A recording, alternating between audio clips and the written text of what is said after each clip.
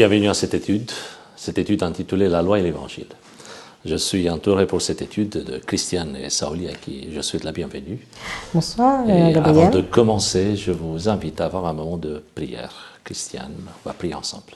Nous te remercions, Père, de nous assister en cet instant et de nous accorder la puissance de ton esprit, afin que nous comprenions ta parole et que tous les internautes aussi puissent bien comprendre et mieux te servir. En Jésus, nous te prions. Amen. Amen. Voilà, la loi et l'Évangile, deux notions, deux termes extrêmement importants. Pour certains, il y a une contradiction. Il y a des chrétiens qui pensent que et la loi et l'Évangile ne peuvent pas être placés ensemble. On verra si il est question d'une contradiction ou plutôt d'une malcompréhension par rapport au rôle de chaque notion, chaque terme. Qu'est-ce que c'est pour vous la loi? Est-ce qu'on peut donner une définition, Christiane? La loi dans la Bible? Dans la Bible? Oui. Il y a plusieurs sortes de lois. Bien entendu, peut-être pas ça, mais la signification d'une loi, c'est de permettre de gérer les rapports entre les hommes au mieux. Et avec Dieu aussi? Alors avec Dieu, c'est différent. Il y a plusieurs sortes de lois. Donc je pense que la loi, par exemple la loi civile, en fait, en ce qui concerne les lois, Dieu étant le seul régisseur de l'humanité, donc les lois étaient par rapport à lui. Et ses rapports avec les êtres humains et aussi les êtres humains entre eux. Donc, il y avait plusieurs types de lois qui verra ça régissaient. tout de suite, mais toujours dans la définition, Saoli, oui. Pour vous, c'est quoi? Moi, je dirais que la loi est l'expression d'un idéal divin pour l'homme, effectivement, par rapport à la création, par rapport à Dieu aussi, et entre les humains, afin que l'homme, justement, soit heureux, puisque Dieu a créé l'homme dans un univers pour qu'il soit heureux. Donc Dieu crée un cadre, il donne un contexte et il met des lois pour que tout cela fonctionne. C'est le mode d'emploi. C'est le mode d'emploi. Et pour vous, l'Évangile, c'est quoi l'Évangile? Bien sûr, c'est la bonne nouvelle. La bonne nouvelle. La bonne nouvelle. On verra comment avoir des règles, des lois, cela peut coexister avec la notion de bonne nouvelle. Justement, il y a plusieurs types de lois dans la Bible. On ne peut pas mettre au même pied une loi qui concerne les relations entre les voisins ou comment ça se passe si jamais il y en a un qui fait du mal à l'autre, avec une loi qui régit les relations avec Dieu, par exemple, ou avec son prochain, mais à un autre niveau, spirituel, émotionnellement, etc. D'après la Bible, il y aurait plusieurs. Enfin, la classification peut varier, chacun donne sa classification. Nous, on va en garder pour cette étude au moins trois types de lois. D'abord, le premier type, ce sont les lois civiles. Qu'est-ce que vous pensez des lois civiles? Pouvez-vous donner des exemples ou des textes bibliques où on voit des règles qui sont là pour harmoniser les relations entre les humains dans une société? Nous avons par exemple Exode 23, les premiers versets, donc jusqu'au verset 9, où là on a des exemples effectivement d'instructions divines. Par exemple, tu ne répandras point de faux bruits, tu ne te joindras point aux méchants pour faire un faux témoignage. Ce sont des instructions pour que on n'ait pas de problème par rapport à notre voisin, par rapport à notre entourage, en répandant pour mieux vivre, pour voilà. Vivre le mieux possible, en toute harmonie. Dans une société, finalement. Et nous pensons que ces lois se répercutent également dans les lois de toutes les sociétés. Quelque part, on retrouve ça. La société, même si elle n'accepte pas Dieu, elle est toujours organisée avec ces lois. Je dirais que les lois bibliques, c'est la genèse des lois actuelles.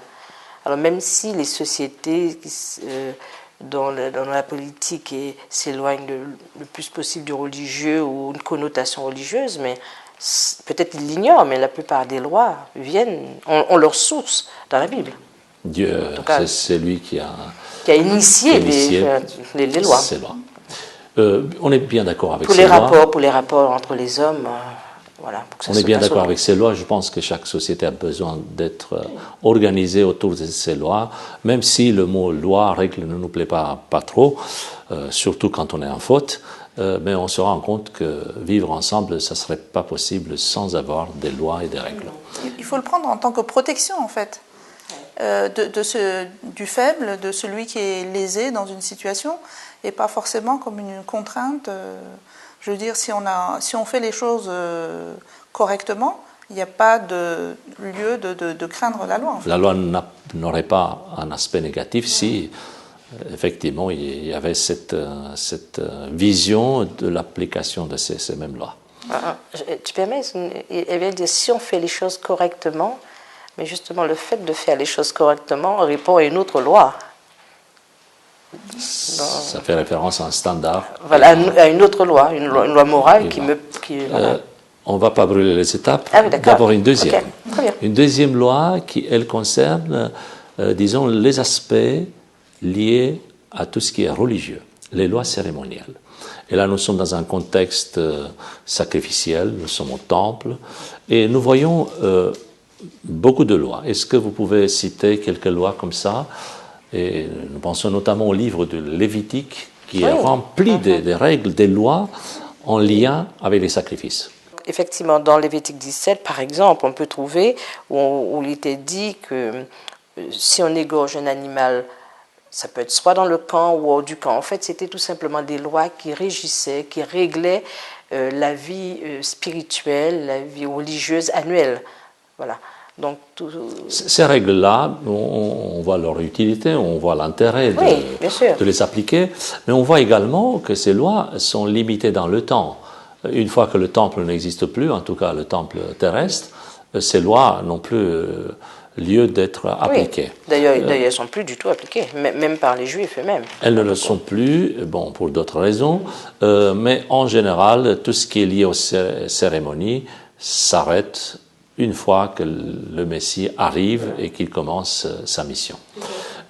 Pareil pour les lois civiles qu'on a évoquées tout à l'heure, on se rend compte que ces lois, ça dépend des sociétés, des cultures, ont une validité limitée également dans le temps, même si, à l'arrière-plan, le principe reste éternel. Justement, ce principe éternel, cet aspect moral, cet aspect fil rouge qui gère les relations entre les humains, mais surtout les relations entre l'homme et Dieu, ça fait partie des lois morales. Est-ce que vous pouvez parler ici de quelque chose d'important, quelque chose qui doit être retenu? Quelles sont ces lois? Eh bien, ce sont les lois qui sont contenues donc, dans Exode chapitre 20, les 10 commandements, les 10 paroles, comme on l'appelle aussi, et qui donc sont un certain nombre d'instructions de la part de Dieu, toujours aussi pour régir les rapports entre l'homme et Dieu et entre les hommes. Alors, les 10 commandements, comme on le sait très bien, ont été formulés pour le peuple d'Israël et donnés sur le mont de Sinaï. Alors, il y aurait une polémique, et c'est intéressant de la soulever. Il y a des personnes qui pensent que les 10 commandements datent depuis la sortie d'Égypte du peuple d'Israël. Est-ce que nous avons des textes, des arguments bibliques qui prouvent que si sur le mont Sinaï, on a affaire à une formulation écrite, à une formulation claire, explicite de ces lois, les lois elles-mêmes, c'est-à-dire le code moral, existaient déjà avant. Quelques exemples. Qu'est-ce que vous pensez de Genèse chapitre 2, tout au début, à la création? Alors, Genèse chapitre 2, versets 3 à 4. Dieu bénit le 7e jour, il le sanctifia, parce qu'en ce jour il se reposa de toute son œuvre qu'il avait créée en la faisant. Voici les origines des cieux et de la terre quand ils furent créés. Plus tard, on peut dire que ça c'est l'application de quel commandement? Du 4e. Du 4e. Voilà. Donc, on peut dire que c'est dès que l'homme a été créé, c'est le premier commandement qui a été donné. Le sabbat existait avant qu'il ne soit formulé. D'ailleurs, dans le commandement, le 4e, Exode chapitre 20, et on peut ajouter l'autre transcription, l'autre formulation, Deutéronome chapitre 5, on sait que dans Exode chapitre 20, il est question de « souviens-toi ». On ne peut Donc pas se souvenir de quelque chose qui n'existait pas. Genèse chapitre 4, peut-être une autre référence. Oui, c'est entre Caïn et Abel, hein, au moment où Caïn va tuer son frère, parce que son offrande, il a pris rancœur, hein, parce que son offrande n'a pas été agréée. Donc là, on a affaire à un meurtre. Un meurtre, voilà. Dans le 6e commandement. Voilà, et on voit qu'il y a une sanction qui va tomber par rapport à ce meurtre-là. Hein, et Dieu dit, qu'as-tu fait? Voilà, au verset 10, la voix du sang de ton frère crie de la terre jusqu'à moi. Maintenant, tu seras maudit et de la terre qui a ouvert sa bouche pour recevoir de ta main. Donc il connaissait. Voilà, donc on sent qu'il y a un reproche de Dieu, bien entendu, il y a une sanction qui va aussi tomber. Il y a une conséquence, j'ai envie de dire, plutôt que sanction, une conséquence qui va tomber. Et Caïn, effectivement, prend conscience qu'il a commis un acte grave. Il a violé quelque part une loi qui interdit de tuer. Donc elle existait, cette loi. Voilà. Un troisième exemple, Genèse chapitre 12, nous avons affaire à Abraham et Sarah. Oh, oui. Donc, sous l'impulsion de la peur, en fait, par rapport à Pharaon, Abraham va suggérer à sa femme de dire ne dis pas que tu es ma femme, dis plutôt que tu es ma sœur. Donc, ça a été bien sûr démasqué par le Pharaon plus tard. Et donc, on a affaire là au mensonge, c'est-à-dire au 9e commandement. Voilà, c'est une illustration d'une transgression explicite. Il y a un mensonge. Un autre exemple, Jacob à Bethel, c'est l'épisode de Genèse chapitre 35. Oui, tout à fait. Et c'est l'épisode où Jacob, on peut le lire, hein, de versets 1 à 4, lève-toi, Dieu dit à Jacob, lève-toi, monte à Bethel et demeure-y. Là, tu dresseras un autel au Dieu qui t'apparut lorsque tu fuyais à Ésaü ton frère. Jacob dit à sa maison et à tous ceux qui étaient avec lui, ôte les dieux étrangers qui sont au milieu de vous, purifiez-vous et changez de vêtements. Nous nous lèverons et nous monterons à Bethel. Là, je dresserai un autel au Dieu qui m'a exaucé dans le jour de ma détresse et qui a été avec moi pendant le voyage que j'ai fait. Alors, il est question ici, alors, ils donnèrent à Jacob tous les dieux étrangers qui étaient donc leurs mains. Là, il est question de l'idolâtrie. On sait très bien que voilà. c'était interdit. Et c'est le 2e commandement. Deuxième commandement. Voilà. Donc, on voit que tous ces commandements existaient de façon orale avant que Dieu ne le donne au Sinaï. Était respecté, alors qu'ici nous avons affaire à une transgression de ce même commandement. Peut-être encore 2 exemples, et ils viennent de la vie de Joseph. Le premier, c'est le plus connu, Joseph qui est tenté par sa maîtresse, la maîtresse du palais, l'épouse de son maître.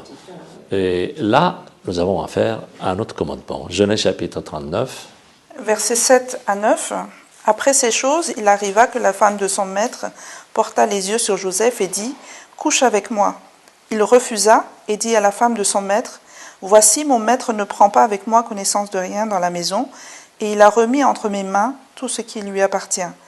Il n'est pas plus grand que moi dans cette maison. Il ne m'a rien interdit excepté toi, parce que tu es sa femme. Comment ferais-je un aussi grand mal et pécherais-je contre Dieu ?» Donc la réflexion de Joseph ici fait référence donc à un principe moral, c'est de ne pas commettre d'adultère, hein, donc d'être fidèle et de pas. Et c'est le 7e commandement. On ne peut pas appliquer quelque chose quand on ne connaît pas. Lui, il appliquait donc, c'est un argument de la validité, de la présence de la loi avant sa proclamation sur le mont Sinaï. Et peut-être encore donc le 2e exemple avec Joseph, Genèse chapitre 44, verset 8. C'est une mise en scène, c'est une pédagogie que Joseph lance à ses frères pour qu'ils comprennent que... il les avait reconnus. Voilà, que lui, il a compris leur histoire et que ça leur fait du bien d'être là où ils le sont. Et à ce moment-là, Joseph fait... Il fait mettre des choses dans leur bagage, quoi, les coupes, de l'argent, enfin. Et il découvre, le moment où il découvre ces objets. Voilà, ils vont faire un acte et qu'on voit. Quelle est leur 8. explication? Voilà, il dit voici, nous t'avons rapporté du pays de Canaan l'argent que nous avons trouvé à l'entrée de nos sacs. Comment aurions-nous dérobé de l'argent ou de l'or dans la maison de ton Seigneur? Le mot y est. Voilà. Dérober, on ne peut pas dérober si on ne sait pas qu'est-ce que c'est le verbe voler. Donc le 8e commandement qui était connu. J'ajouterai une dernière référence, elle vient de Genèse, chapitre 26, verset 5, où il est question d'une description sur Abraham, son engagement, sa vie. Et Abraham est qualifié dans les termes suivants. Il a obéi, dit Dieu, à ma voix, il a observé mes ordres, mes commandements, mes statuts et mes lois. On voit que c'est un homme qui connaissait la loi de Dieu. C'est un argument en plus qui montre que la loi existait avant le mont Sinaï. La loi morale, on spécifie bien. Faisons un lien avec l'Évangile, avec la bonne nouvelle. Comment est-ce que tout ce que nous avons vu, qui pourrait être limité au peuple d'Israël, et en quelque sorte, on peut voir qu'il y a une limitation dans le temps, tout ce qui est sacrifice, on ne peut pas aller plus loin, même si le principe reste, continue, mais il n'est plus question, heureusement d'ailleurs, d'agneaux, des sacrifices du sang, etc. D'ailleurs, je me demande comment ça pourrait s'organiser aujourd'hui avec les grandes métropoles et avec cette population, si jamais ça devait continuer. Mais, quel est le lien avec la bonne nouvelle? Toutes ces lois qui persistent, parce qu'elles persistent quand même, et surtout, notamment les lois morales, quel est le lien avec cette bonne nouvelle? Est-ce qu'on peut citer quelques exemples? Dans Romains 3, par exemple, Oui. Romains 3, verset 19-20. 19-20, voilà. C'est l'apôtre Paul. Qu'est-ce qu'il dit? Voilà. Il dit, « Or, nous savons que tout ce que dit la loi, elle le dit à ceux qui sont sous la loi, afin que toute bouche soit fermée et que tout le monde soit reconnu coupable devant Dieu. Car personne ne sera justifié devant lui par les œuvres de la loi, puisque c'est par la loi que vient la connaissance du péché. » Alors, le lien, c'est que la loi n'a pas de fonction de salut. La loi a une fonction bien précise qui est de nous montrer notre péché. C'est-à-dire, c'est par la loi que je sais que je suis pécheur. Et à partir de là, j'ai envie de faire le bien, mais je n'y arrive pas. Donc, cette loi va plutôt me condamner. La loi de Dieu, elle va me condamner dans le sens que j'ai envie de satisfaire à chaque loi, mais je n'arrive pas, à chaque volonté de Dieu par rapport. Alors, il faut qu'il y ait un accord entre Jésus et moi. Il faut que j'accepte Jésus dans ma vie. Il va se passer le miracle. Il va les inscrire dans mon cœur et de façon naturelle, je vais le faire. Quelqu'un faisait la comparaison suivante en employant une illustration. C'est comme si on se voyait dans un miroir, oui, et on constaterait qu'il y avait une tache sur notre visage. Le fait de voir la tache, le miroir ne te l'enlève pas. C'est pas possible. Le miroir reste un miroir. Par contre, il faut chercher la solution. Voilà. Il faut se jeter dans les bras de Dieu pour lui demander est-ce qu'il règle notre problème. Tu posais la question tout à l'heure, est-ce que ça se limite au peuple d'Israël? Justement, si la loi a été donnée au peuple d'Israël, par contre, le fait de ne pas pouvoir accomplir cette loi, comme tu le disais, est universel. C'est le propre de chaque homme, en fait. On voudrait faire le bien, mais on n'y arrive pas. En fait, c'est là la bonne nouvelle. La bonne nouvelle, c'est que malgré le fait qu'on soit pécheur, malgré le fait que le miroir fonctionne et qu'on se voit clairement comme étant des pécheurs, donc sales, il y a là une solution.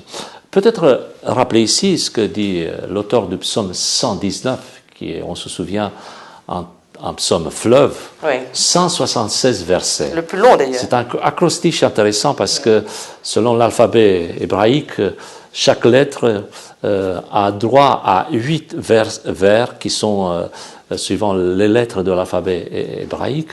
Bon, dans une traduction, on voit difficilement ça. Et chaque strophe de 8 versets multipliés par 22, ça nous donne 176 versets uniquement sur la loi. C'est un génie l'auteur, uniquement sur la loi. Alors qu'est-ce qu'il dit par exemple le verset 5 et 6 ? Puissent mes actions être bien réglées, afin que je garde tes statuts. Alors je ne réjouirai point à la vue de tous tes commandements. C'est une aspiration, oui, à pouvoir obéir à ces commandements. L'objectif est là. Oui. Et ça donne envie. C'est une bonne intention déjà. C'est paradoxal, mais quand on est devant une situation critique, il y a quand même une solution et ça rebondit sur la vraie solution qui, elle, consiste à accepter les mérites du Christ, sa grâce par la foi. L'apôtre Paul va tellement bien Paul, expliquer qu'est-ce ça. qu'il dit encore? Oui. Il va très bien expliquer ça. À un moment, au verset, en Romains 7, mais au verset 25, il va dire « Grâce soit rendue à Dieu par Jésus-Christ mon Seigneur. Voilà la solution. Voilà. On se souvient que le chapitre 7 de l'épître aux Romains, écrite par Paul, c'est un chapitre, certains commentateurs pensent que c'est plutôt biographique, c'est plutôt une allégorie, c'est plutôt l'aube générique. Enfin, on s'y retrouve. C'est son combat, et il arrive à cette conclusion. Il faut se jeter dans les bras du Christ, sinon il n'y a pas de solution. C'est vrai, même si, en ce qui concerne les 10 commandements, même si on veut être parfait par rapport à 2, au 3e, on ne tient plus la route. Je veux dire, très vite, on perd. Voilà. C'est-à-dire, même si on veut être parfait, on ne ment pas, on n'est pas adultère, on n'est pas si, mais alors, il y a un moment dans notre vie, on est à porte-à-faux. Et le texte dit, à partir du moment qu'on est à porte-à-faux, par rapport à 1, on l'est par rapport à tous. Voilà, on l'est par rapport à tous les autres. Et on sait très bien que l'obéissance devant les humains, c'est une chose, alors que l'obéissance devant Dieu, ça n'a rien à voir. Absolument. Finalement, on arrive à un des commandements, on l'a rappelé tout à l'heure, quand on a commencé la série des textes qui prouvent la validité avant le mont Sinaï, mais aussi la validité après, et pas uniquement pour le peuple juif, c'est le sabbat. Est-ce qu'on peut voir un lien entre le sabbat, la loi en général, l'évangile aussi, la bonne nouvelle, et surtout la bonne nouvelle, et le salut finalement? Est-ce que pour vous, le sabbat, c'est optionnel? Il y a ceux qui font du jogging, ceux qui ne font pas. C'est optionnel. Alors, il y a ceux qui font du sport, ceux qui ne font pas. Est-ce que pour vous, le sabbat, c'est optionnel? Je dirais que c'est optionnel pour celui qui n'a pas choisi Jésus-Christ dans sa vie. Oui, il est libre de faire ce qu'il veut, le sabbat. Je pense qu'à partir du moment qu'on a accepté Dieu dans sa vie, son désir, si on l'a accepté, c'est de lui plaire, c'est de faire sa volonté, c'est de faire partie de son peuple, c'est de montrer... Ça devient naturel. Voilà, alors, implicite? Non, je dirais qu'il faut mener un combat chaque jour, mais le sabbat a un caractère particulier. Et il nous rappelle la création, parce que c'est un retour aux origines, mais le sabbat a une autre fonction, évidemment, c'est la notion de rédemption. Ça nous rappelle ce que Dieu peut faire pour nous. Jean chapitre 1er, c'est le prologue de Jean, et c'est un long texte. Qu'est-ce qu'il nous dit en gros? En substance, il nous dit qu'au commencement, c'était la parole, et cette parole va être incarnée en Jésus-Christ, et cette parole va habiter parmi nous. L'exemple de Jésus. Voilà, pleine de grâce. Finalement. Voilà, pleine de grâce. On peut ajouter ce que l'apôtre Paul dit, Colossiens 1er chapitre, versets 14 à 16, également cette nouvelle dimension qu'il ajoute et qui fait un complément au texte que Jean présente. Nous avons la rédemption par son sang, la rémission des péchés, donc on parle du sang de Jésus. Il est l'image du Dieu invisible, le premier-né de toute la création, car en lui ont été créées toutes les choses qui sont dans les cieux et sur terre, les visibles et les invisibles, trône, dignité, domination, autorité. Un Dieu créateur et en même temps un Dieu recréateur qui vient qui nous recrée. Qui nous recrée. Ça a été créé par lui. Alors si le sabbat c'est s'arrêter dans notre rythme, dans notre course, il y a un cycle qui serait plus en équilibre en fait, parce que Dieu dit vous faites vos activités pendant les 6 jours et là vous stoppez. D'une façon pratique, est-ce que on ne va pas faire une liste de ce qu'il faut pas faire? Nous avons souvent cette question, est-ce qu'il est permis, pas permis? Mais on peut donner des principes. Tout ce qu'on fait pendant la semaine, l'idéal c'est de ne pas faire le sabbat. Oui, l'idéal en fait... ça peut être reporté par exemple. Le sabbat, qui est le samedi effectivement, c'est un jour spécifiquement où les activités doivent être tournées vers Dieu et vers le prochain. Pour aider le prochain. C'est un jour où l'altruisme doit être plus développé que dans la semaine, parce que c'est un jour consacré à cela, c'est un jour consacré à venir adorer Dieu, parce que c'est un choix. Et je pense que le sabbat va remplir son rôle de jour qui nous recrée. Et ce qui est intéressant, c'est que le sabbat nous préserve aussi de l'athéisme. C'est-à-dire à partir du moment que chaque sabbat, chaque semaine, chaque samedi, chaque sabbat, on vient au pied de Dieu avec les frères, parce qu'on vient en collégialité avec la famille. Donc c'est un jour pour l'adoration. Voilà, pour l'adoration, pour les relations fraternelles, et cela prend une autre dimension. Les activités séculières n'ont pas tellement leur place.